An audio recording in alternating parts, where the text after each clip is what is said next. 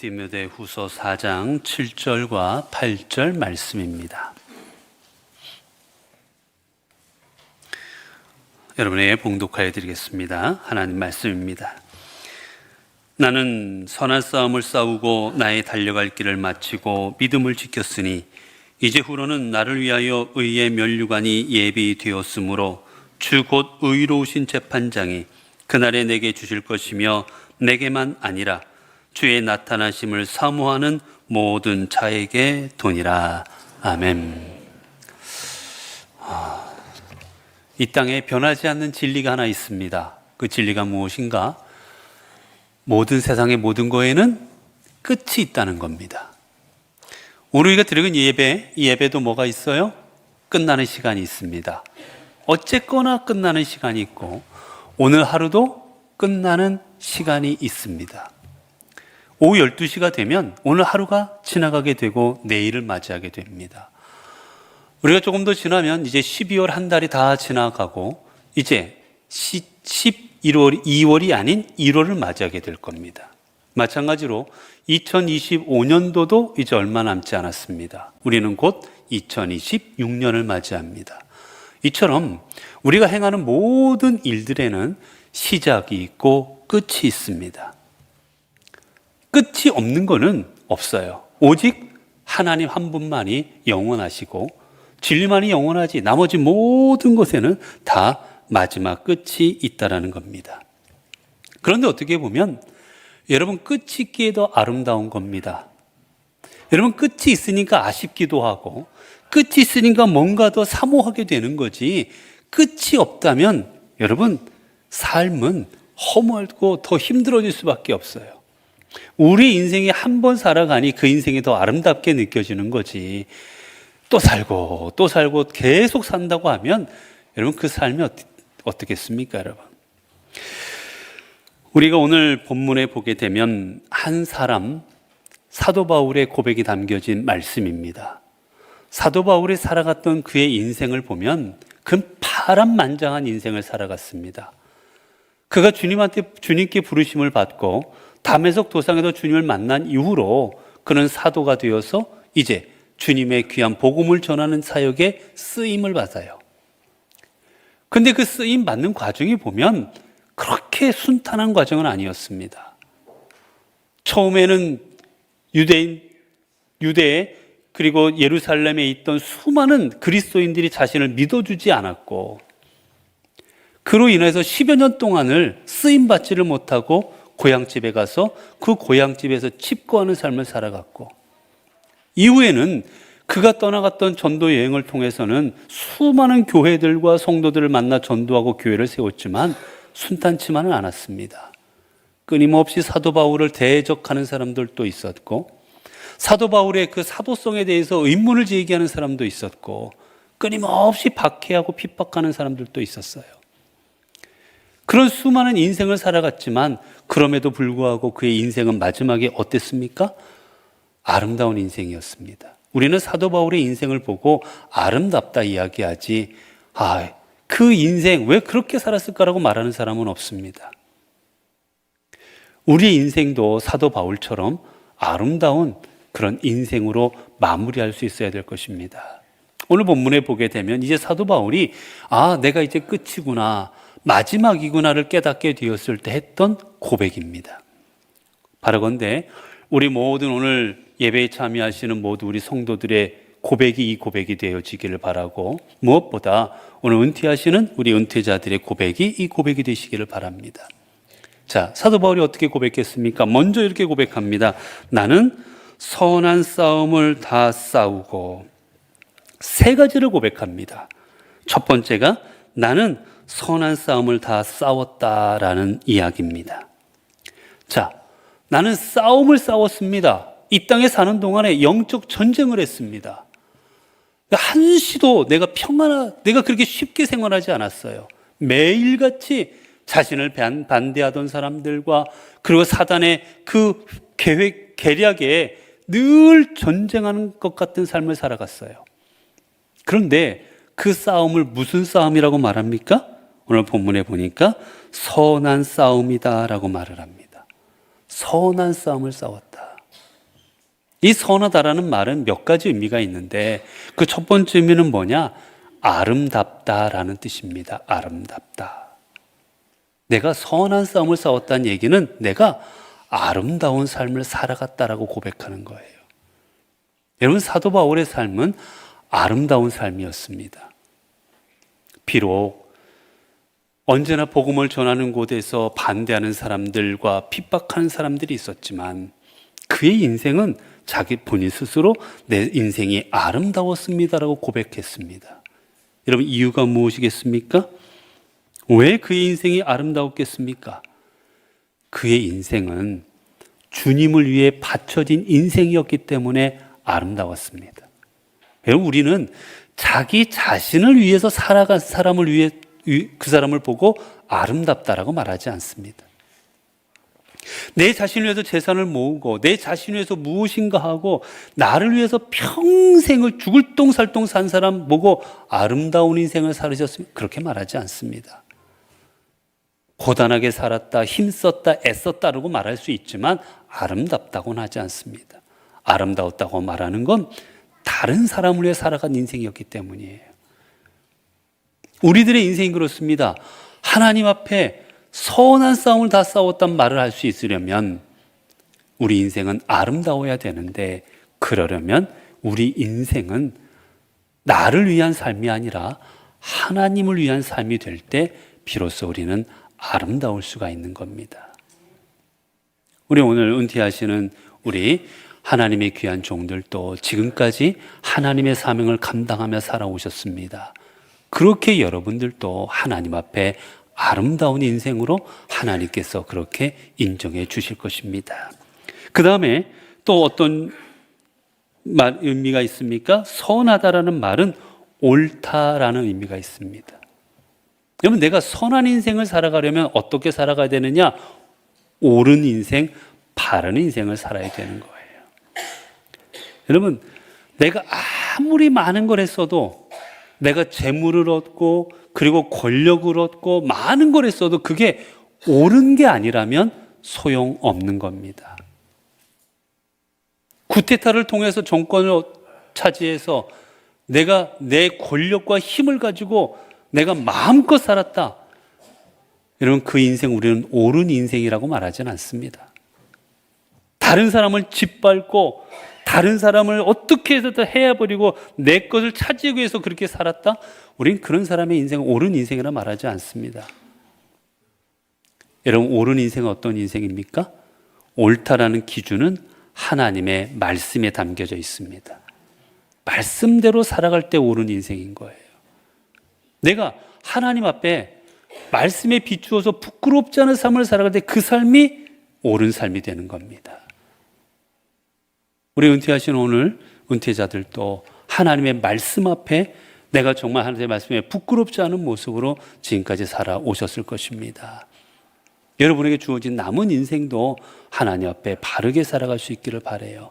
그래서 하나님 앞에 선한 싸움을 싸웠다라고 고백할 수 있는 자리에 설 수 있기를 바랍니다. 그리고 또 선하다라는 말은 훌륭하다라는 의미가 담겨져 있습니다. 훌륭하다. 내 인생은 훌륭했다라고 사도 바울은 고백하는데, 여러분, 여기 중요한 건 내가 훌륭한 삶을 살았는지 않았는지는 누가 이야기할 수 있습니까? 내가 말하는 게 아닙니다. 당신 참 훌륭한 인생을 살아갔습니다, 훌륭합니다라는 말은 내가 하는 게 아니라 다른 사람들이 말해주는 거예요. 나는 훌륭한 사람입니다라고 말한다고 훌륭한 사람이 됩니까? 그렇지 않습니다, 여러분. 내가 아닌 다른 사람이 인정하는 겁니다. 결국 우리가 하나님 앞에 훌륭한 인생을 살다라는 건 우리의 성도들이 인정해주는 삶을 살아가야 된다라는 겁니다. 우리 은퇴하시는 분들도 하나님께서 지금까지 함께 하셔서 하나님 앞에 하나님께서 인정하시고 또한 성도들이 인정하는 그런 귀한 삶으로 지금까지 살아오셨을 터인데 남은 인생도 그런 삶이 될 수 있기를 바랍니다. 그리고 하는 말이 또 사도 바울이 이제 두 번째 고백합니다. 어떤 고백을 합니까? 두 번째 고백은 나의 달려갈 길을 마치고라고 고백합니다.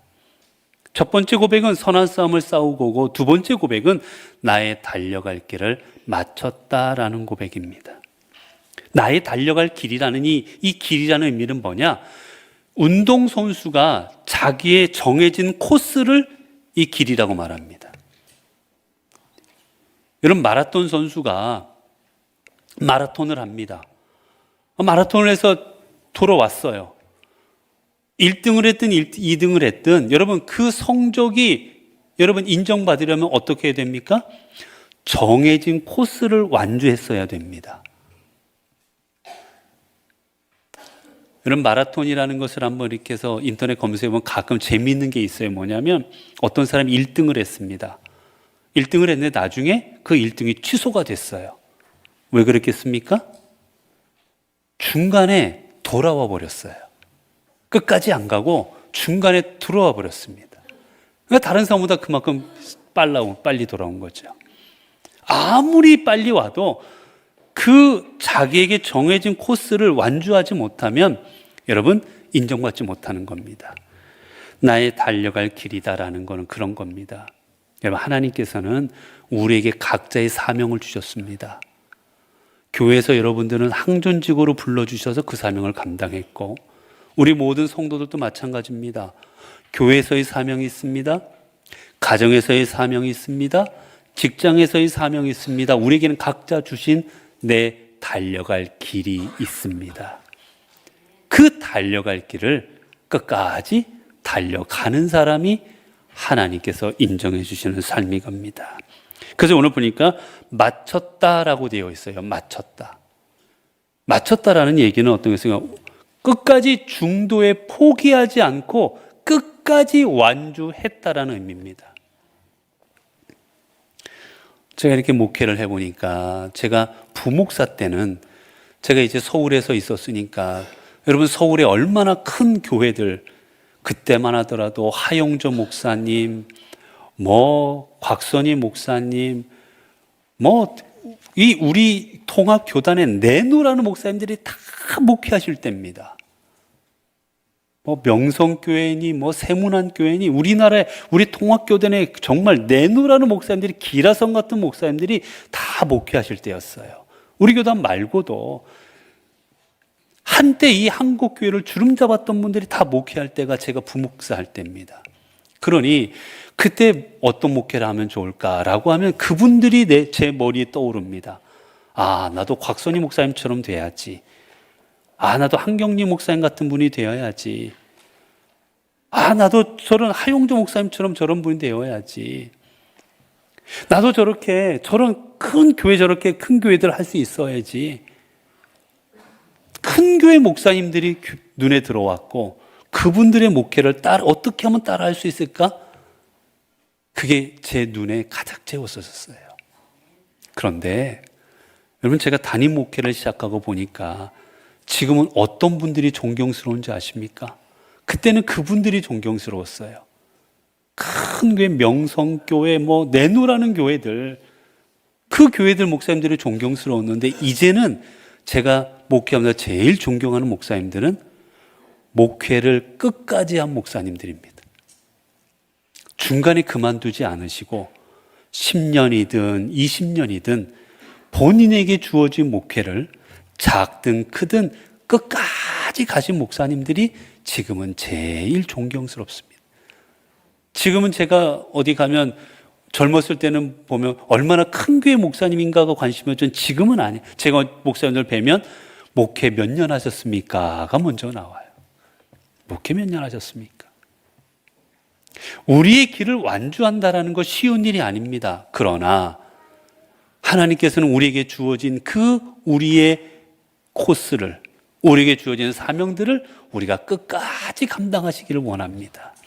그리고 그걸 마쳤을 때 크든 작든 하나님께서는 너가 1등 했구나 기뻐하시고 너 왜 꼴찌했니? 라고 나무라시는 게 아니라 우리에게 주어진 모든 코스를 끝까지 완주한 사람을 하나님은 다 칭찬해 주십니다. 우리 오는티 하시는 분들도 어떤 사명을 어떤 자리에서 감당했든지 그게 중요한 게 아니라 내게 주신 사명을 끝까지 감당한 게 중요한 겁니다. 사실 중간에 그만두고 싶었을 때가 얼마나 많았겠어요. 에라, 내 안 하고 말지. 여러분, 그런 때가 왜 없었겠습니까? 그러나 하나님이 주신 사명인 줄로 알고 여기까지 오신 분들 대단하신 거예요. 하나님께서 기뻐하실 겁니다. 그리고 마지막에 또 하나 고백합니다. 뭡니까? 믿음을 지켰노라. 믿음을 지켰노라. 믿음을 지켰으니. 여러분, 지킨 게 재산을 지킨 것도 아니에요. 내 명예를 지키고 내 권력을 지키고 교회를, 다른 걸 지킨 게 아닙니다. 뭘 지켰습니까? 나의 믿음을 지킨 겁니다. 믿음이라는 건 무슨 의미입니까? 믿음이라는 말은 하나님을 신뢰한다라는 뜻이에요. 신뢰한다. 하나님을 신뢰함을 내가 끝까지 지켰다라는 겁니다. 어려운 일도 있었고 힘든 일도 있었고 때로는 유혹과 시험도 있었지만 내가 하나님에 대한 신뢰를 버리지 아니하였다라고 고백하는 겁니다. 여러분, 사도 바울이 어땠습니까? 다메섹 도상에서 주님을 만난 이후로 수많은 어려움이 있었습니다. 파선하고 매를 맞고 죽을 뻔하고 도적을 만나고 얼마나 많았는지 헤아리기가 어렵습니다. 그러나 사도 바울은 그 주님을 만난 이후로 한 번도 주님에 대한 믿음을 저버리지를 않습니다. 그는 죽을 때까지 자신의 믿음을 지킵니다. 오늘 지켰다라는 말은 현재 완료형입니다. 내가 그때 믿음을 가졌고 주님을 다메섹 도상에서 만날 때 주님 믿음을 가졌고 지금 죽는 이 순간까지 내가 믿음을 계속해서 지켜왔고 완료했다라는 의미예요. 오늘 은퇴하시는 분들도 내가 믿음을 지금까지 지켰다라는 이 고백이 여러분의 고백이 될 수 있기를 바랍니다. 그리고 이 고백이 지금의 고백뿐만이 아니라 하나님께서 부르시는 그날의 고백이 또한 되어지기를 바랍니다. 여러분, 우리가 이렇게 할 때 어떤 주님께서는 무엇을 주십니까? 이제 사도 바울은 하나를 소망합니다. 뭐를 소망합니까? 이제후로는 나를 위하여 의의 면류관이 예비되었으므로. 자, 내가 은퇴하니까 각 교회, 제가 세운 교회가 얼마나 많고, 내가 안수하고 내가 세운 교인들 얼마나 많은데, 다 날 찾아오라고. 내 이제 은퇴하니까 어서 축하하라고. 여러분, 그것들을 말한 게 아니에요. 오로지 소망한 게 무엇입니까? 하늘의 면류관입니다. 하나님께서 주시는 면류관, 그것을 소망합니다.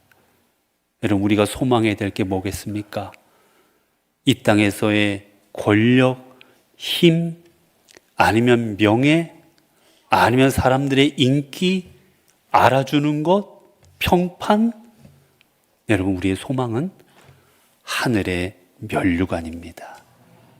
내가 이 땅에서는 어떤 일을 당할지라도 내가 신뢰를 저버리지 않으면 하나님께서 하늘의 면류관을 예비해 두셨다가 내가 주님 분을 받는 날 나에게 씌워 주실 거라 믿고 그 면류관 소망하며 우리는 살아가는 겁니다.